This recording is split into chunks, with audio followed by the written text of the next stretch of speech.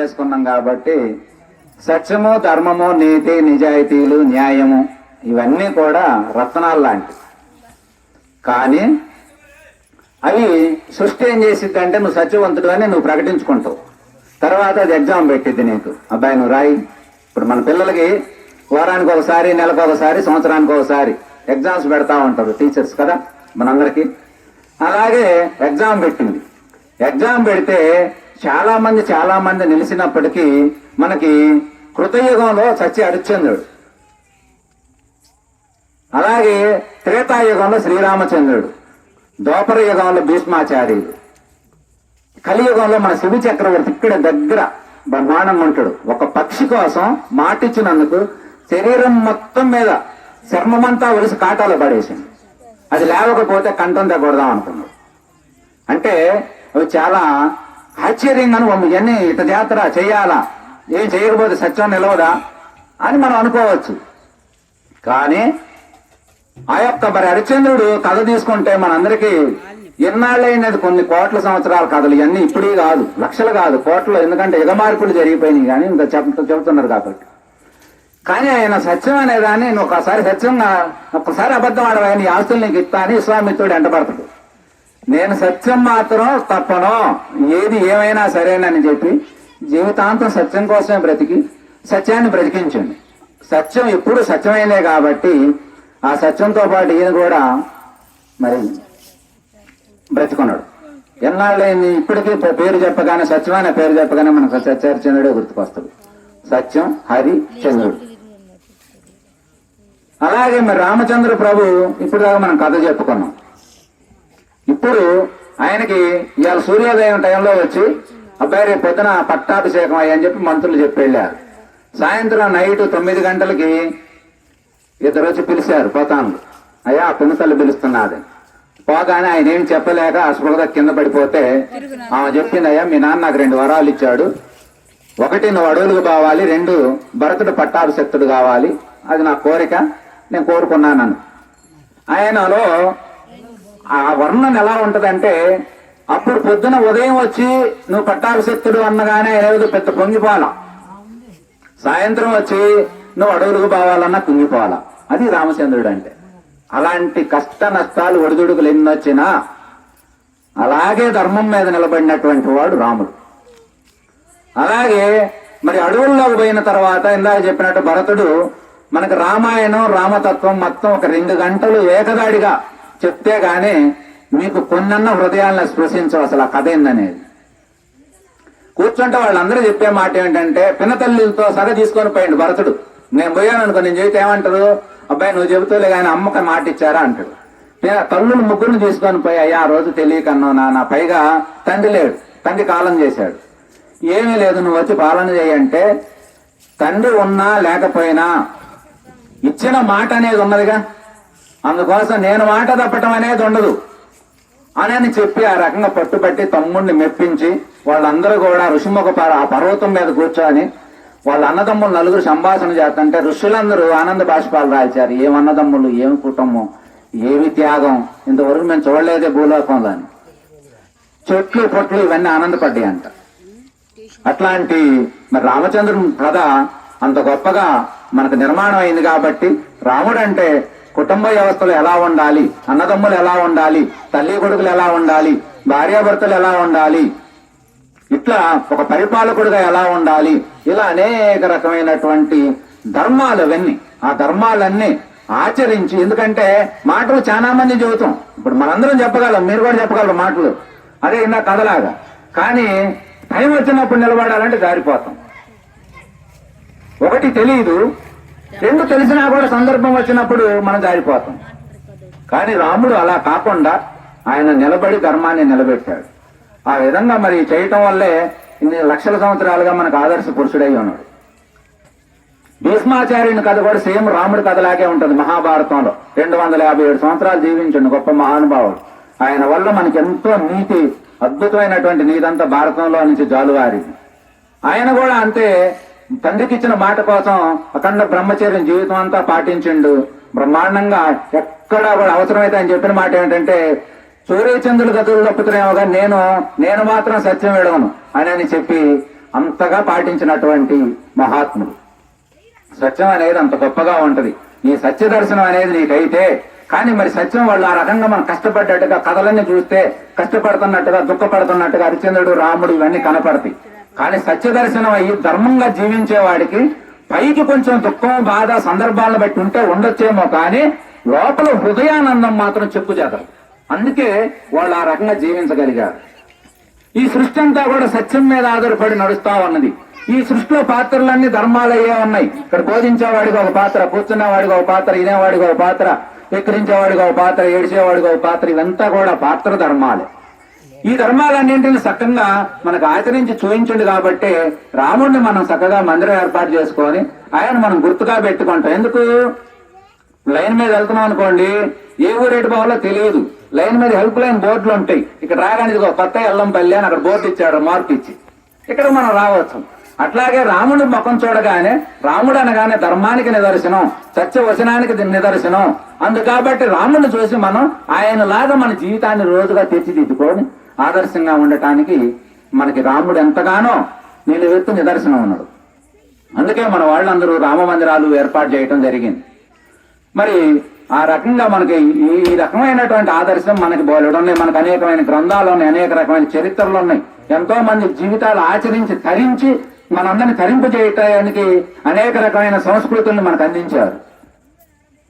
మరి అట్లాంటి విధానంలో మరి తీసుకుంటే మరి అలాంటి సత్యమైన వచనాలతో మనకు ప్రవచనం స్టార్ట్ అయింది. కాబట్టి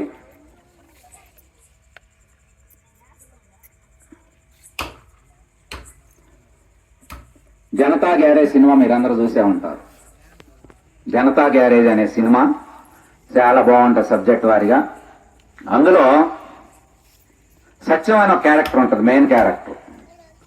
కానీ అక్కడ ఒక పెద్ద వ్యాపారస్తుడు ఏం చేస్తాడంటే ఇక్కడ ఉన్నటువంటి పేదల ఇల్లులన్నీ ఖాళీ చేయించి ముఖ్యమంత్రి గారితో మాట్లాడతాడు, ఇవన్నీ ఖాళీ చేపిద్దాం, తర్వాత వాళ్ళకి తలా ఒక అభివృద్ధి చేసి వాళ్ళకి కొంత ఇద్దాం, మనం కొంత తీసుకుందామని ల్యాండ్ పోలింగ్ టైపులో ఆయన మాట్లాడుతూ ఆ ముఖ్యమంత్రి గారు అన్నారు, సరేనా సమావేశం అయిపోద్దాం, మంత్రులందరినీ సమావేశం చేస్తారు. ఆ సమావేశంలో ఈ జనతా గ్యారేజ్ సత్యం గారు కూడా పాల్గొంటాడు. పాల్గొన్న తర్వాత అందరూ ఒకే ఏం జీవితం ఏముంది, అసలు ఏం జీవితం బ్రహ్మాండంగా జాతర అభివృద్ధి అన్నారు, బాగానే ఉంది.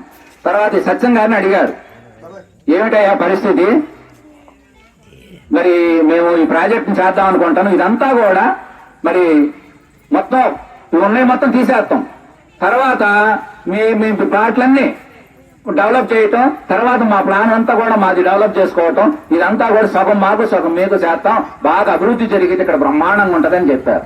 చెబితే ఆయన ఒకటే మాట అన్నాడు, ముందు మా ప్లాట్లు అభివృద్ధి చేస్తారా లేకపోతే మీ పెద్ద పెద్ద భవనాలు అభివృద్ధి చేసుకుంటారా అని అన్నాడు. ఆయన ఏంటంటే వ్యాపారస్తుడు కాబట్టి, అయ్యా ఇవన్నీ అభివృద్ధి చేయాలంటే చాలా ధనం కావాలి, ఈ ధనం అంతా ఎక్కడి నుంచి వస్తుంది, అందుకని ముందు నా ల్యాండ్ వరకు నేను బాగా భవనాలు కట్టుకొని అవన్నీ ఆ అపార్ట్మెంట్లన్నీ అమ్మి ఆ డబ్బులతో మీ అందరికి చక్కగా మీ ఇల్లు నిర్మాణం చేస్తా అని చెప్పింది. ఈయన అన్నాడు, అట్లా కుదరదు, ఎందుకంటే ఇవాళ మీరందరూ చెప్పారు, ఇక్కడ ఉన్న వాళ్ళందరూ పెద్దవాళ్ళు చెప్పారు, రేపు పొద్దున వీళ్ళందరూ మీరు ఇక్కడి నుంచి లేపేస్తారు, వీళ్ళంతా చెట్టుకొకడు పుట్టకొకడు ఎటువంటి అటు వెళ్ళిపోతారు, అవునా? వెళ్ళిపోయిన తర్వాత రేపు పొద్దున ఒకళ్ళు ఆ రోజు ఇతనే ఉన్నారు అనుకో, అంత పెద్ద బిల్డింగ్ల మధ్య ఈ చిన్న చిన్న ఈ పూరు గుడిసెలను ఈ అమాయకమైనటువంటి రైతులు వీళ్ళు మన దగ్గర ఎందుకు అని చెప్పి వాళ్ళని కూడా గెంటేస్తారు. కోర్టుల చుట్టూ తిరగలేరు, ఎవరి దగ్గరికి పోతే సమాధానం లేదు, ఏమి చేయాలో అర్థం కాక అలో లచ్చన రామాన్ని రామచంద్రుడు చెప్పుకోవడం తప్ప ఏం చేయలేరయ్యా అని చెప్పి కుదరదన్నాడు సత్యం గారు. ప్రజలందరూ ఏమన్నారు, సత్యం చెప్పిందే సత్యం, ఆయన ఏం చెబితే అదే మాకు సత్యం అన్నారు వాళ్ళందరూ. అట్లాగే మన ఈ గ్రామాలన్నీ కూడా సృష్టి కార్యంలో జరిగేటువంటి భాగంలో, రాష్ట్రాలు దేశాలు అభివృద్ధి జరిగే విధానంలో మరి మీరందరూ అన్ని కోల్పోయి ఇక్కడికి రావటం జరిగింది. కోల్పోయిన వాళ్ళల్లో లాభపడ్డ వాళ్ళు కూడా ఉంటారు కొంతమంది. మాకు తెలిసిన వాళ్ళు మా భూములు మావి కాదని వదిలేసి వచ్చారు. వాళ్ళకి తర్వాత ఈ ప్రాజెక్టు వల్ల వాళ్ళకి 5-6 ఎకరాల పొలం ఉంటే చక్కగా రేట్లు వచ్చినాయి, వాళ్ళు చక్కగా పొలాలు కొనుక్కున్నారు. అంటే వాళ్ళకి అసలు సంబంధం లేని భూమి అది. విలువైన భూములు విలువైన ఇల్లులు ఉన్న వాళ్ళకి నష్టాలు జరిగి ఉంటాయి కొంతమందికి. సరే, ఈ రకంగా జరిగే దాంట్లో మనకు ఆ యొక్క అభివృద్ధి కార్యక్రమంలో జరిగే దాంట్లో మనందరం వలస రావడం ఇక్కడికి జరిగింది. వచ్చినప్పుడు ప్రభుత్వం ఏంటంటే మీకు ఈ జాతం అన్నారు, దరిదాపుగా ఒక 50%, 60% చేశారు. మరి ఇంక చేయాల్సినవి చాలా ఉన్నాయి. అవన్నీ 14-15 ఏళ్ళు అయి పడకన పడిపోయింది. ముఖ్యంగా వ్యక్తిగతంగా ఎవరికోళ్ళు ఆలోచించుకుంటా ఉన్నారు. ఇందులో ఈ సృష్టి మొత్తం పాలించేది ముగ్గురే: గుణవంతుడు, ధనవంతుడు, బలవంతుడు. గుణవంతుడు, సంపూర్ణ గుణవంతుడు రామచంద్ర ప్రభు లాంటి వాడు. బలవంతుడు మరి బలం అంటే అతను ఏదైనా బలం ద్వారా సాధించుకోగలడు. అలాగే ధనవంతుడు అతను ఏదైనా శాసించగలడు. అట్లా ఈ శాసించే దాంట్లో ఇక్కడికి వచ్చిన వాళ్ళల్లో చాలా మంది మేధావులు, తెలికల్ల వాళ్ళు ఎంతో కొంత లాభపడి వాళ్ళు బాగానే ఉండొచ్చు. పేదవారు, సన్నకారు నలిగిపోయాను. సరే, అవన్నీ తీసేస్తే మన సంస్కృతికి సాంప్రదాయానికి నిలువెత్తు నిదర్శనమైన అన్నటువంటి మన దేవాలయ వ్యవస్థ అంతా అక్కడ ధ్వంసమైంది. వాటన్నింటిని ఆ మూర్తులందరినీ తీశారు, ఇక్కడెక్కడో పెట్టామన్నారు. దానికి ఏదో దేవాలయం అన్నారు, అది అన్నారు, ఇది అన్నారు. నేను ఒకసారి మీటింగ్ చేస్తే వచ్చా, నాకు కొన్ని ప్రాబ్లమ్స్ ఉంటాడు. వస్తే ఆ వచ్చినటువంటి ఆ కలెక్టర్ గారు, ఏమండి సామూహ్యమైన ఏమన్నా అడగండి, సామూహ్యమైన ఏమన్నా అడగండి అంటాడు. అంటే సామూహ్యమైన ఏమిటి? మాకు విద్యాలయం కావాలి, వైద్యాలయం కావాలి, శ్మశాన వాటికి కావాలి, మా దేవాలయ వ్యవస్థ ఎప్పటికీ నిర్మాణం చేస్తారు. ఇవన్నీ సామూహ్యం, అంటే అందరికి సంబంధించింది. ఇవి ఎవరో వాటి జోలి అసలు ఆయన 4-5 సార్లు అడిగినా కూడా దాని గురించి ఎవరు మాట్లాడినట్టుగా నాకు అనిపించలా. అందుకే మరి ఇవాళ దేవాలయ వ్యవస్థ, అక్కడ ఎన్ని దేవాలయాలు మనం కోల్పోయినాం. మనకి ఎంత దేవాలయ భూమి ఉంది అక్కడ. ఆ భూములు అమ్మిన డబ్బులన్నీ ఏం చేశారు? బ్యాంకులు వేసాము. ఏం చేసుకోవాలి? బ్యాంకులు వేస్తే వాటిని మనం తీసుకుంటామా? దేవాలయానికి ఏమైనా ఉపయోగపడుతున్నాయా? మరి దేవాలయానికి ఉపయోగపడక, ప్రజలకు ఉపయోగపడక మన వ్యవస్థ నిర్మాణం కాక ఏం చేయాలి? ఇవన్నీ ఇవాళ ఎవరి దగ్గరికి తిరగాలి? మెయిన్ వాళ్ళు ఏంటంటే సహజంగా ఆయన కొన్ని రోజులు గడిచే కొన్ని పెద్దవాళ్ళు కొంత వయసు తేడా వల్ల మార్పు చెందొచ్చు, అహంకారం మమకారాల వల్ల పెత్తనాల దగ్గర తేడా వచ్చి మానుకోవచ్చు. ఇవాళ ముందుకు పోయేవాళ్ళు లేకపోవటం వల్ల వ్యవస్థలు మొత్తం ఏడ గుడారాలన్నీ మూసేయబడ్డాయి. ఇలా మూసేయబడితే 10 ఎకరాలు ఉన్న రాముడు ఎలా ఉన్నాడు? ఏడో మన టౌన్ లో కనుక ఏడో కాలువలు పక్కన వేసుకున్న ఇల్లు లాగుంది. భక్తుడిగా చూస్తే మనకేమనిపిస్తుంది? బాధ ఏదో. రాముడు అంటే మన దృష్టిలో గొప్ప కథానాయకుడే. అట్లాంటి నాయకుడికి ఇట్లాంటి పేదకు ఉంటే ఆయన మనిషినే కదా మనం అనుకుంటుంది. ఆయన సజీవంగా ఉన్నటువంటి వ్యక్తినే కదా మనం ఆరాధిస్తా ఉన్నది. ఆయన తలుచుకుంటే మనలో ఉన్నటువంటి నరనరాలు ఎక్కడ పొడిచి ఆయనలాగా జీవించడానికి, ఆయనలాగా మనం ముందుకు ప్రయాణం చేయగలుగుతామనే కదా మనం రావణ పెట్టుకుంది. మరి అలాంటి రాముడిని ప్రభుత్వం వదిలేసింది. ఇక్కడ మెయిన్ గా ఉన్నటువంటి వాళ్ళు వదిలేశారు. మరి ఎవరు చేయాలి ఈ కార్యక్రమాలు? ఇవన్నీ చెయ్యం. ఇవన్నీ చెయ్యకపోతే వచ్చే నష్టం ఏమిటి? రాముడు లేకపోతే వచ్చే నష్టం ఏమిటో మరి ఇవన్నీ మనకు కనపడుతూనే ఉంటది. ఇవాళ ఇవన్నీ కూడా మరి ఇతర అన్య మతాలన్నీ చక్కగా వాళ్ళు ఏం చేస్తున్నారు? 4 రేకులు వేసుకున్నారు, చక్కగా వాళ్ళు ప్రార్థన, వాళ్ళ కార్యక్రమాలు బ్రహ్మాండంగా చేసుకుంటా ఉన్నారు. మనకి రాముడు ఇక్కడ స్థిరపడితేనే మనం నిలబడతాం. మనం రాముడు ఇక్కడ స్థిరంగా లేడా మనం నిలబడలేం. మన అందరం ఒరిగి వాలిపోయి ఏదో ఒక రోజు చిన్న చిన్న కారణాల చేత చిన్నంగా అటు నుంచి చిన్నంగా జరుపుకుంటూ వచ్చేస్తారు. మీరు మొత్తం అందులోకి వెళ్ళిపోతారు. అందులోకి వెళ్ళిపోతే ఏమైంది? మత మార్పులు వాళ్ళకి ఏమిటంటే, మనకి క్రీస్తుకు మనం వ్యతిరేకం కాదు, మహమ్మద్కు మనం వ్యతిరేకం కాదు, కానీ వారు కింద పనిచేసేటువంటి డిపార్ట్మెంట్ అంతా ఇప్పుడు దాకా మనం చెప్పుకున్నాం. ఎవరిని కించపరిచినట్టు గాని, ఎక్కడ విడదీసినట్టు గాని మనం ఒక మాట చెప్పుకున్నావా? చెప్పుకోవాలా. కానీ వాళ్ళు చెప్పేది ఏమిటి? మీ దేవుడు వేరు, మా దేవుడు వేరు, మీ విధానాలు వేరు, మా విధానాలు వేరు, మీరు ప్రసాదాలు మీరు పెట్టినా మేము తినం, మేము పెట్టినా మీరు పెట్టినా మేము తినం, మేము పెట్టినా మీరు తీసుకోండి అది లేదు అన్నట్టుగా చెప్పి అనేక రకాలుగా మనల్ని లాగేస్తా ఉన్నాం. అలా లాగేస్తా ఉంటే మన వ్యక్తి, అందులో నుంచి ఒక్క వ్యక్తి ఆ మతంలోకి పోతే దానివల్ల వంశపరమైన కార్యక్రమాలన్నీ మనం నష్టపోతామా లేదా? చెప్పండి. వాడు రాడు. ఎందుకంటే మేము రాకూడదు, నేను పార్టీకూడదు, ఎందుకంటే ఆ దేవుడికి పెట్టినా నేను తీసుకోకూడదు, తినకూడదు అంటాడా అండా? అందరూ మనం చూస్తున్నా లేదా? ఇవన్నీ అట్లాంటి ఐకమత్యంతో ఇప్పుడుదాకా మనం రాముడి గురించి చెప్పుకున్నాం, ఎంత గొప్ప కథ చెప్పుకున్నాం. అలాంటి ఐకమత్యమైన కథలో మన వంశంలో నుంచి ఒకడు పోతే, వంశపరమైన కార్యక్రమాల్లో అతను పాల్గొనకపోతే మనం ఎవరికి నష్టం? ఇవన్నీ అతను చూసి ఇంకొకటి బాతుడు, అతను చూసి ఇంకొకటి బాతుడు. గొప్ప సంస్కృతి అంతా దెబ్బతింటది. 64 కళలు ఉన్నాయి మనకి. ఆ కళల ద్వారా ఇవాళ సెల్లుల్లో చూస్తుంటే ఎంత గొప్పగా ఉంటున్నాయి కళలన్నీ ప్రదర్శన. స్త్రీమూర్తులు, పిల్లలు, పెద్దలు అందరూ అట్లాంటి కళలని వాళ్ళు ఏం చెబుతారు? 5 మంది కాదు, ఈ 5 మంది కాదు, ఈ కళ మంది కాదు, ఆడబాకని చెప్పి పిల్లలందరినీ ఆపేస్తారు. పిల్లల్లో ఉన్నటువంటి ఇంద్రియాలను కుంచుకుపోతాయి. ఇవన్నీ ఎవరికి నష్టం? అందుకని అంబేద్కర్ లాంటి మహాత్ముడు చెప్పింది ఏమిటంటే, ఇలా అంబేద్కర్ వారసులుగా చెప్పుకొని విగ్రహాలు పెడతాం. కానీ అంబేద్కర్ చేసిన మాట ఏమిటి?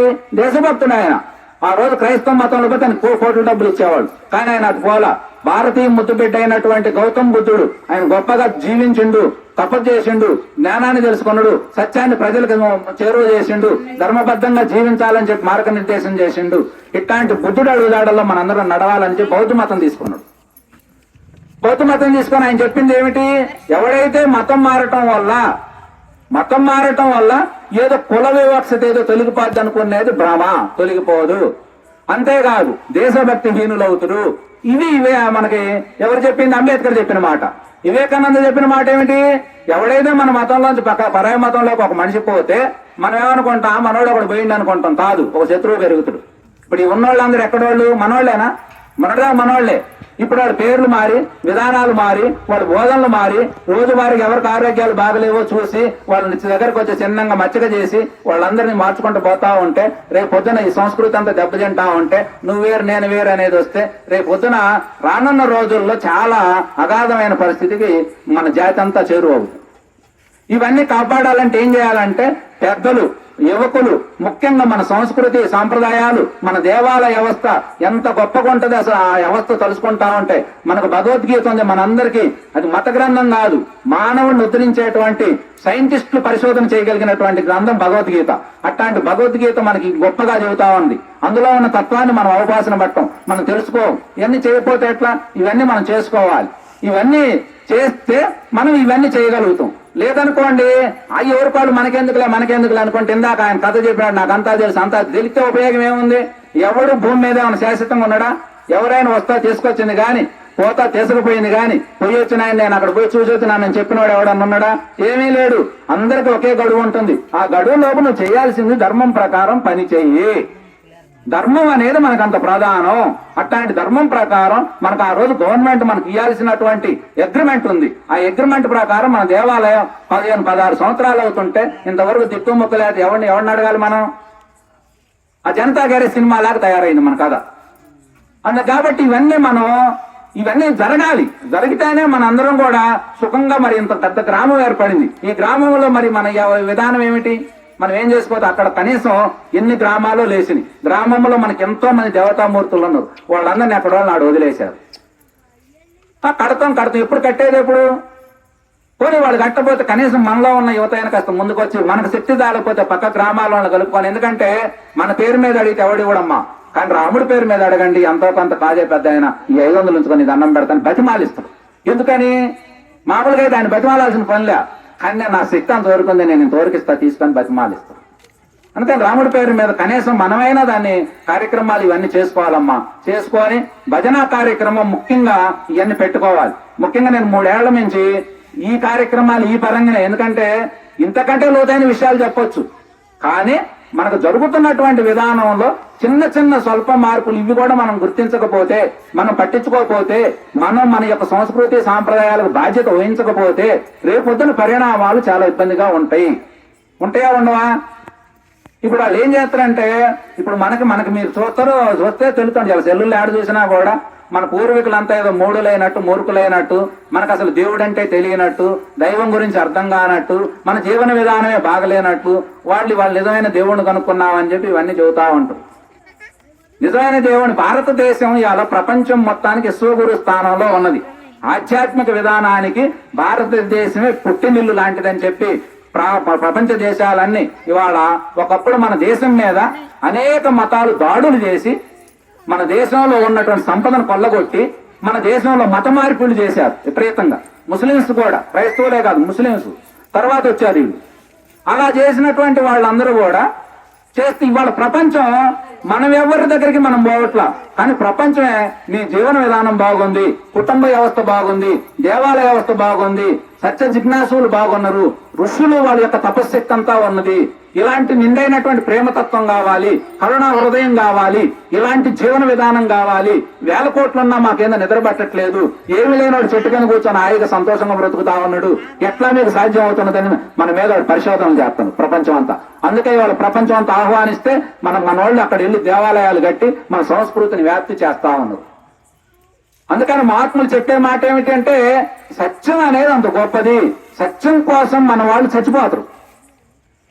కానీ ఇతర ముస్లిమ్స్ కంట్రీస్ అన్ని వాళ్ళు ఏంటంటే సత్యం కోసం ఇతరులను చంపుతారు. అందుకని వాళ్ళు జిహాద్ అంటే అర్థమైంది, నేను దేవుడి కాడికి పంపిస్తున్నా అని చెబుతాడు. దేవుడి కాడికి పంపిస్తే మన వాళ్ళు మనకు చెప్పేది, మన కథలన్నీ ఏమిటి? సత్యం కోసం రాముడు వదిలిపెట్టాడు ఇల్లు. అర్థమైందా? భీష్ముడు అన్ని సంవత్సరాలు బ్రతికినా కూడా సత్యం తప్పల.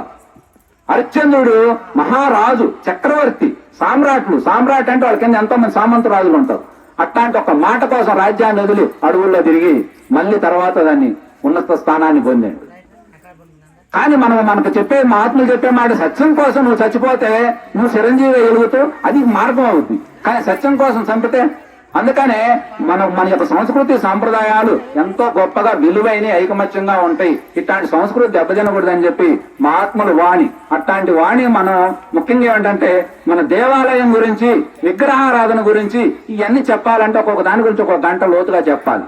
చేస్తే మీకు బాగా అర్థం అవుతుంది. ఎందుకంటే అది చెప్పే బాబా విధానంలో చేస్తే అర్థం చేసుకునే మనసు అందరికీ ఉంది. వాళ్ళ ఆ చెప్పే విధానం చెప్పాలంటే అలా మన ఇవన్నీ కూడా మనం చెప్పాలి. మన దేవాలయాల గురించి, మన గ్రంథాల గురించి, ఒక్కొక్క గ్రంథం వాళ్ళకి ఉన్నది. మనకి ఎన్ని గ్రంథాలు తెలుసా?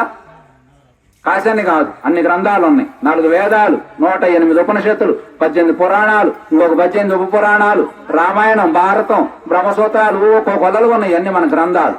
ఇంత గ్రంథ సంపద అవన్నీ ప్రామాణికమైనవి. ఏవో ఒక రాశాడు పెట్టినవి కాదు. అది ఏం చెప్పిందో అదే జరిగిద్ది లోకంలో, అంతకంటే జరగటానికి ఏం లేదు. అట్లాంటి గ్రంథాలు మనకి మరి రామాయణం, భారతం అనేది చాలా ముఖ్యమైన గ్రంథాలు. ఎందుకంటే ఇతిహాసాలు అంటే చరిత్ర.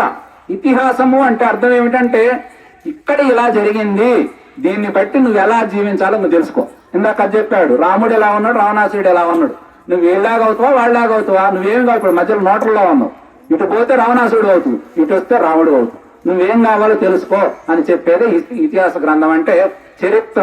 మనకు రామాయణం, భారతం అనేది నరనరాల జీర్ణం అయిపోయి మనం నిత్యం దాంట్లోనే జీవిస్తా ఉంటాం. ఏమైనా పొరపాట్లు బట్టి ఆ గ్రంథం మనం సరిచేసి నడిపిస్తా ఉంటాం. అట్లాంటి గొప్ప గ్రంథాలు, అట్లాంటి గొప్ప గొప్ప మనకు దేవుళ్ళు, త్యాగ పురుషులు పుట్టినటువంటి భారతదేశం అనేది అంత గొప్ప గడ్డ. ఎంతో గొప్ప సంస్కృతి సాంప్రదాయాలకు చెందినటువంటిది. ఇట్లాంటి మనం ఎన్నో విషయాలు చెప్పాలి కాబట్టి అని చెప్పి కొన్ని గ్రామాలు తిరుగుతా చెప్తా ఈ రోజు ఇక్కడికి రావడం జరిగింది. ముఖ్యంగా ఏమిటంటే మన వ్యవస్థల్ని మనం పరిరక్షించాలి. ఎందుకంటే మనం రక్షించలేదనుకోండి, ప్రతి మనిషికి ఒక దేవుడు కావాలి, ప్రతి మనిషికి ఒక పూజ కావాలి. ఇక్కడ లేదనుకోండి 4 రోజులు చూస్తారు, ఏం చేస్తారు, ఈ లోపు ఏదో అవసరం వచ్చిందంత లాగేస్తారు. అందుకట్టి మనం మన వ్యవస్థలను మీరు ఖచ్చితంగా ప్రభుత్వ పరంగా చేయాల్సి వస్తే చేయండి, లేదా మీరు స్వతహాగా నిర్మాణం చేసైనా సరే ఈ కార్యక్రమాలను మనం పూర్తి చేసుకొని ఈ వ్యవస్థలను పరిరక్షిస్తా మనం చక్కగా జీవిస్తా. అప్పుడప్పుడు కార్యక్రమాలు, ముఖ్యంగా కార్యక్రమాలు పెట్టుకోండి. భజన కార్యక్రమం అనేది నడుస్తా ఉంటే మన పిల్లలు చక్కగా వచ్చి కూర్చుంటారు. అత్తొస్తే కోళ్ళు వస్తే మనవాడు వస్తాడు. ఇట్లా 4 వస్తే మన యొక్క విధి విధానాలన్నీ కొనసాగుతా ఉంటాయి. ఎందుకంటే సంతోషంగా ఉండటం కోసం, ఆనందంగా ఉండటం కోసం, ఐకమత్యంగా ఉంటేనే ఇవన్నీ వచ్చేది. ఇలాంటివన్నీ మనకు రావాలంటే ఈ సామూహికమైనటువంటి కార్యక్రమాలు, భేదభావాలు లేకుండా మనం చక్కగా ఉమ్మడి కుటుంబం లాగా చక్కగా ఇవన్నీ చేసుకోవాలి అనేటటువంటి ఈ విషయాలన్నీ మనం చెబుతూ మనం మరి ముందుకు పోవాలని చెప్పి అనుకుంటా ఉన్నాం. కాబట్టి మరి సమయం ఏమో చాలా ఎక్కువ అవుతుంది. కాబట్టి మరి కార్యక్రమాన్ని వాళ్ళు ముగించుకొని భవిష్యత్తులో ఎప్పుడన్నా మంచి అవకాశం ఉంటే మీరందరూ రెడీగా ఉంటే ఒక రోజు వస్తాం, కందలాడి కార్యక్రమం మొదలుపెట్టారు. 2 గంటలు చక్కగా చెప్పుకుందాం. అప్పుడు దగ్గరే ఏమో ఫోన్ చేస్తే కార్యక్రమాలు ఆబ్బాకండి, కార్యక్రమాలు పెట్టుకోండి. పెద్దవాళ్ళు తపన పడుతున్నారు పాపం, వాళ్ళకి సహకరించండి. పైగా స్థలం కూడా మనకు కేటాయించబడింది. స్థలంతో పాటు మరి రామ చెయ్యాలి, ఎందుకంటే లేకపోతే ఉపయోగం ఉండదమ్మా. అలా చేసుకోవాలని మరి మేము కూడా కోరుకుంటూ, నిజంగా ఈ రోజు మేము వచ్చినటువంటి కార్యక్రమం మనందరి యొక్క భక్తి శక్తి అవన్నీ రామచంద్రకి ప్రభువుకి జోడించి ఈ ఆలయ నిర్మాణం జరగాలని చెప్పి మరి తక్కువ టైంలోనే జరిగితే బాగుంటుందని చెప్పి జరగాలని కోరుకుంటూ మరి ఒక కార్యక్రమాన్ని సెలవు తీసుకుంటున్నాం. మరి ఈ కార్యక్రమానికి